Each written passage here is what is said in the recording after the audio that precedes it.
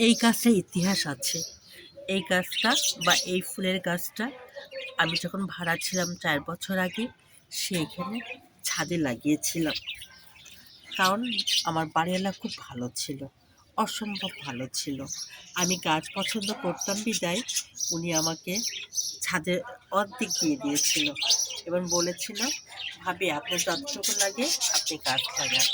আমার সঙ্গে বাড়িওয়ালার ওয়াইফ মানে ভাবিও খুব গাছ পছন্দ করতেন। এই জন্য আমরা দুজন মিলে গাছ কিনতাম আর অর্ধেক করে লাগাতাম। আমি এখানে এত পরিমাণ গাছ লাগিয়ে ফেলেছিলাম যে অনেক গাছ আমি আনতে পারিনি জায়গা সংকটে। কারণ উনি অর্ধেক ছাদ দেওয়া মানে বুঝতে হবে মানে অনেক গাছ। আর ওনার বাসাটা ছিল অনেক বড়, বিল্ডিংটা। যার ফলে আমার এই গাছটা আমি রেখে আসছিলাম। আরও ভালো ভালো দামি দামি জবা আমি রেখে আসছি, ভালো ভালো গোলাপও রেখে আসছি। কয়দিন আগে আমি গিয়েছিলাম ভাবির বাসায় বেড়াতে। মানে ভাবি বারবার ফোন দিচ্ছিল তার বাসায় যেতে, এবং সে অনেক দিন দুজনের দেখা হয় না। আমি চাকরি করেছি, ভাবিও চাকরি করেছে, যার ফলে দুজনের মতে খুব মিল খায়। যার ফলে দুজন একসঙ্গে হলে খুব ভালো এবং আনন্দময় দিন কাটে। আমি আর আমার মেয়ে চলে গেলাম ভাবির বাসায়। বললাম যে চলো যাই আন্টির বাসায় দেখা করে আসা। অনেক দিন আসি নাই, মানে ৫-৬ মাস হলো আমি ওই এলাকায় যাইনি। মানে মাঝে মাঝে আমি যাত্রাবাড়ি কোনাপাড়ায় যাই, কারণ ওখানে আমি ছিলাম। ওখানে আমার সবার সাথে খুব আন্তরিকতা। এই ৬ মাসে আমার না যাওয়াতে আমি গেলাম, যে ভাবির বাসায় সরাসরি উঠলাম। উঠে ওরা যথেষ্ট আপ্যায়ন করাইছে, যেটা বলাই যায় না। অনেক করেছে, অনেক। তারপরে ভাবির আমাকে বলল যে, "আপনি গাছগুলো নেন না কেন? এত দামি দামি গাছ, এত সুন্দর সুন্দর গাছ, এত সুন্দর সুন্দর জবা ফোটে, গোলাপ ফোটে।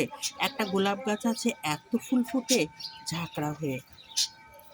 পরে আমি বললাম যে, "ভাবি এত দূর থেকে কীভাবে নেব? আর নেওয়া হবে না।" পরে উনি আমাকে এই দেখুন এই গাছের চারাটা করে দিয়েছে। এই গাছটা গতবার ভাবির বাগানে নাকি অসম্ভব ফুল ফুটেছে এবং এত সুন্দর ঝাঁকড়া হয়েছে যে ভাবি শুধু নাকি আমার কথা বারবার মনে করছিল যে এটা হলো আমার দেওয়া গাছ। পরে ভাবি কি করেছে, ওখান থেকে সুন্দর করে ২টা ডাল কেটে আমার জন্য চারা দিয়েছে। একটা হয়েছে আর একটা হয়নি। সেই চারা গাছ আমি এই রোজার আগে ১০-১২ দিন আগে আমি নিয়ে আসছি, নিয়ে এসে লাগিয়েছি। লাগানোর পর দেখুন গাছটা সুন্দর যত্ন পাওয়াতে গাছটা অনেক সুন্দর হয়েছে এবং মাশাআল্লাহ ফুলও ধরেছে। এই দেখুন একটা কলি, আরও কলি আছে। এই দেখুন ২টা কলি, এই দেখুন। তাই এটা আর আমার কাছ না, এটা আমার ভাবির দেওয়া গিফট। আর এই ফুলটা দেখলেই ভাবির কথা আমার অনেক মনে পড়ছে। আর ওনার বাসায় যেটা আছে সেটা আমার দেওয়া। আমি যেহেতু ১ম লাগিয়েছিলাম, ওনার এরকম ফুল যখন ফোটে ভাবির খুব আমার কথা মনে পড়ে। এই জন্য গিফট মানুষকে অনেক কিছু মনে করে দেয়।